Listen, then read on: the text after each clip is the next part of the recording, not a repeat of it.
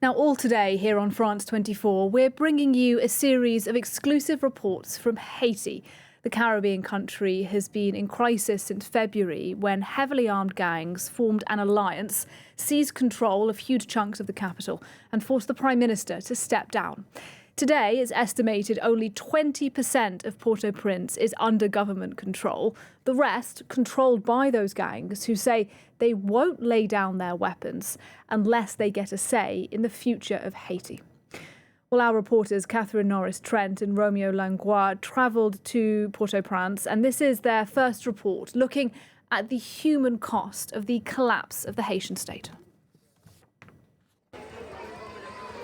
This is, or was, the Communications Ministry in Haiti.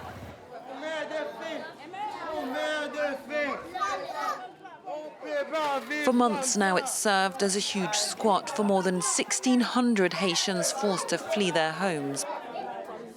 Today, they've had a delivery of hot meals from a humanitarian organisation. They've got 1,000 meals to go round. Not enough for one per person, but that's better than in recent months. They want to take 2 or 3 meals because they're starving. Around 160,000 people have fled their homes in the Port-au-Prince region. Here, they've set up a committee in the minister's office. We had no problems getting in. The doors were wide open. The space was free. Entire families are packed into the already pillaged compound. Look where I am today. I have a baby here in the street. Only these people helped me after I gave birth. I'm hungry and I sleep on the ground. This is misery. Rachel now lives in this corner of the ministry with 6 children. She shows us medical papers documenting a gang rape. Bandits attacked her last year, she tells us, while she was pregnant and sleeping in the streets of central Port-au-Prince. And the front line of the war with the gangs is less than a kilometre away. This is what was once the heart of the Haitian capital. What remains of its presidential palace, and over there, the highest court in the land. Right now, it's at the front lines of an ongoing war between the security forces and the gangs which control the majority of the capital city. Up in the heights overlooking the ravaged city centre, Haiti's newly appointed Transition Council is based in a luxurious villa. The council's president is a former Speaker of Haiti's Senate. Giving his first international interview, he's frank about the corruption that's rotted the core of the state. We have to recognize that the institutions have collapsed. That's been going on for a long time. But there has been a certain complicity between state authorities and criminals to win elections, gain power. But it's also due to a certain complicity by the economic elites who use the bandits and allow them to make money, equip themselves, and even confront our established forces.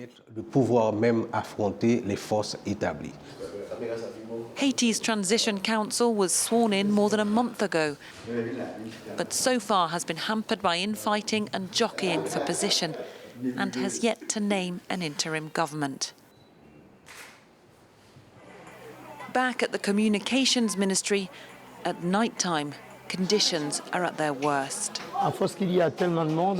There are so many people, so some of us have to sleep in the corridors.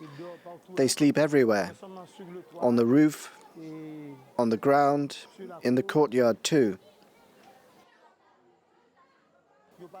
They don't have beds or blankets. They can get ill like this.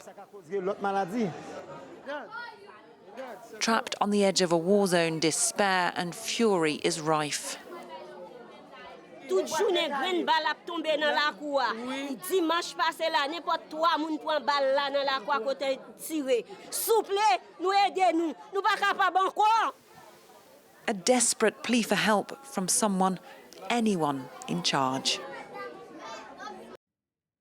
That's just the first of a number of special reports we're going to air today from Haiti. And Catherine Norris-Trent, who you saw in that short film, she'll join me here in the studio in about an hour's time to discuss her work. First, though, joining me now is Christopher Sabatini. He's a senior fellow for Latin America at Chatham House, where one of his expertise is Haiti. Welcome to the programme, sir. Thanks for joining us. Thank you. Thank you for having me. Look, first of all, we saw in that report that the Haitian state is effectively not functioning anymore. People hungry, camping out in former government buildings, and obviously these gangs controlling something like 80% of the capital. First of all, in your view, how did it get this bad? Well, it's had a long time in gestation. First of all, the connections between gangs and politicians goes back to 1964 when then dictator of Haiti, Papa Doc Duvalier, formed the Tonton Macoute. And since the collapse even of the Duvaliers in 1986, different political regimes and parties have formed alliances with street gangs to enforce street justice and revenge. And what effectively happened is, given the turmoil and polarization at the top, they banded together and have decided, given popular dissatisfaction with politicians, to take matters into their own hands. Just in July 2021, 2023, last year, there was the assassination of then President Moise. And now, effectively, what we have is sort of the complete collapse of a national government and this coalition, as you mentioned, of these gangs dominating not just the street in Port-au-Prince and the outlying areas, but also now politics and calling the shots. And demanding that they be allowed a seat at the table in Haitian politics. And this is really a step up from going to a failed state to even now the potential of a criminal state. Right. As you say, one of the major demands by the leaders of those gangs is that they be involved now in some way in Haiti's political transition. Are they likely to be offered a seat at the table now? You know, indirectly right now, they in fact have one. They have a veto. They have the street. As you mentioned, they control about 80, some people even say 90% of Port-au-Prince. They control most of the routes outgoing, so they're delivering humanitarian assistance. Just this week, tragically, they murdered three missionaries, two of them from the United States, one a local leader. So they really have a seat at the table. Now, the question is whether this will be made de facto, and it would be a tragedy were that to be so. I mean, these are, some of the leaders even, and I guess you're going to have an interview with Cesare, nicknamed the Barbecue, who's under UN sanctions for a massacre. These are groups that are tied to all sorts of nefarious activities, including narcotics trafficking, extortion, as well as human trafficking and money laundering. That they would have any political role is unthinkable, but it may, in fact, be just a correlation of forces on the ground. They do have that. And so the question is now that we have the approval and perhaps imminent deployment of an international force led by Kenyan police, can they reestablish control over the security in ways that give some cushion for this transition council and the newly elected president to have some say to be able to govern and reestablish security without their having a say in national politics?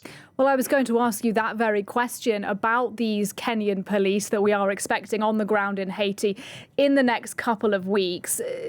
Do they have a good record? Do they have any kind of record with taking control of a situation like this? How do you rate the chances that they can bring a little stability to Haiti? It is the question. And while I applaud the fact that we will finally get a multilateral force in Haiti, and that it will come with, we hope, a sufficient sort of arms and firepower to be able to retake the country, we have to look at the facts on the ground. First of all, Kenyans don't speak French. They don't speak Creole. So they're going to be hampered by their ability to communicate with the local population. There are only 2,500 Kenyan forces going, and they're police forces, not military forces. And what we're seeing, and you're seeing this now in your great report that preceded this interview, is this is really a war situation. So, how well equipped these Haitian forces, only 2,500 to supplement a Haitian police force of 9,000 people, in a country of more than 12 million is really a little bit, let's at least say, optimistic. that they can reestablish control. The same token, we're waiting for other countries to contribute their forces. A number of West African countries and Caribbean countries are offering to donate their forces as well, but it's going to take a while for them to get on the ground. I suspect they'll be undermanned. And probably, given the levels and the reports recently of really high power caliber weapons that are making their way into Haiti, they may be outgunned as well. And you've written recently about Haiti, and you say, and I quote, that the international community has failed the country. What actors in particular are you thinking of there? Well, let's start also how far back we want to go. The United States invaded Haiti in 1915 and occupied the country for almost 20 years, leaving behind effectively a racist system still mired in poverty. Now the truth is that the international community has failed to mount any sort of occupation force. The UN called for this to be established, the UN Security Council, in October of last year, and it's taken this long before anything could be mounted. In the meantime, things have festered. The gangs have consolidated their control. They've consolidated even their political voice. And what's interesting now is we're seeing with this coalition of gangs, they're really taking on the mantle of being sort of protectors or representatives of Haitians and social justice, despite the fact they are bloodstained murderers.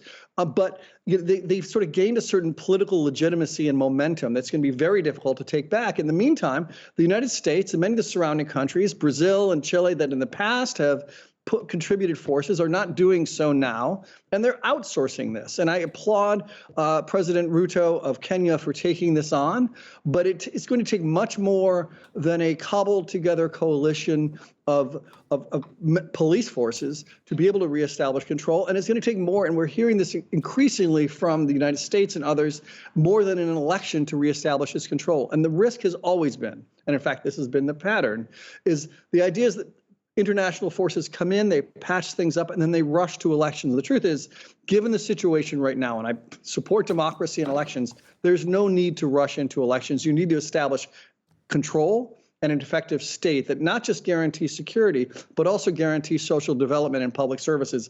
And that's going to take a long time to happen. Fascinating to talk to you. Thanks very much indeed. Christopher Sabatini talking to us there about the situation in Haiti. And as I say, in around 45 minutes' time, we'll air another of our exclusive reports, and I'll speak then live as well to our reporter who filmed those, Catherine Norris-Strand.